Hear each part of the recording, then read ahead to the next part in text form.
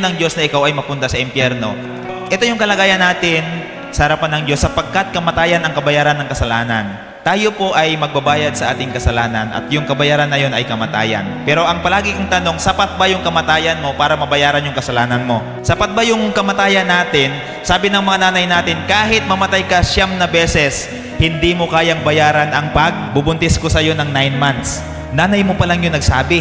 Ang Panginoon na nagsabi, sapagkat kamatayan ang kabayaran ng kasalanan. Ilang beses ka magkasala sa isang araw? Madami. Babayaran mo yun ng kamatayan. Isang araw, 10 beses ka nagkasala, 10 beses kang mamamatay. Ilang beses ka bang merong kamatayan? Sabi sa Bible, isa lang. Kaya hindi mo kayang bayaran yung kasalanan. Ephesians 1:7, tinubos tayo ni Kristo sa pagitan ng kanyang dugo at pinatawad ang ating kasalanan.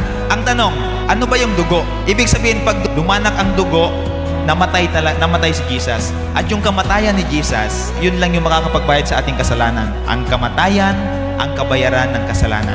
Hindi po ang pagsisimba, hindi po ang pananampalataya ang kabayaran ng kasalanan, kundi kamatayan. Hindi ang paggawa ng mabuti, kamatayan lang po talaga ang kabayaran ng ating kasalanan. Pastor, magsisimba ako para mabawasan yung kasalanan ko. Pagdating sa simbahan, imbis na nabawasan yung kasalanan, nadagdagan.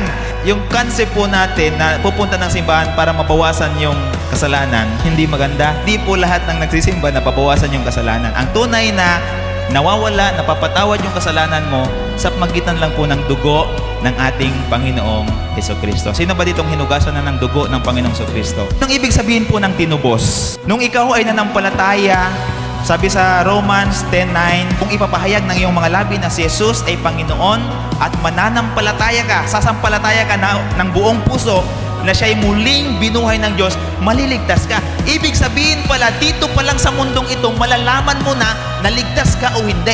Dito pa lang sa mundong ito, malalaman mo na ikaw ay pupunta sa langit. So kaya dito, ano bang ibig sabihin ng tinubos? Tinubos tayo ni Kristo sa pagitan ng kanyang dugo at pinatawad ang ating kasalanan. Itong tinubos dito, merong tatlong dito. Una, nung ikaw ay iniligtas ng Panginoon, binili ka ng kanyang dugo. Bakit? Hindi mo kayang bayaran ang kasalanan. Binili ka ng dugo ng Panginoon. Pangalawa, inalis ka sa iyong kasalukuyang kinalalagyan. Nung si Jesus Christ namatay at nanampalataya ka sa Panginoon, una, binili ka ng dugo niya. Pangalawa, nasa kasalanan ka, inalis ka niya sa kasalanan at nilagay ka niya sa katuwiran. Kaya kung titingnan ka ng Diyos Ama sa mga panahon ngayon, hindi ikaw yung nakikita. Ang nakikita ng Diyos Ama sa ating mga buhay ay ang Panginoong Hesukristo na nasa ating mga puso.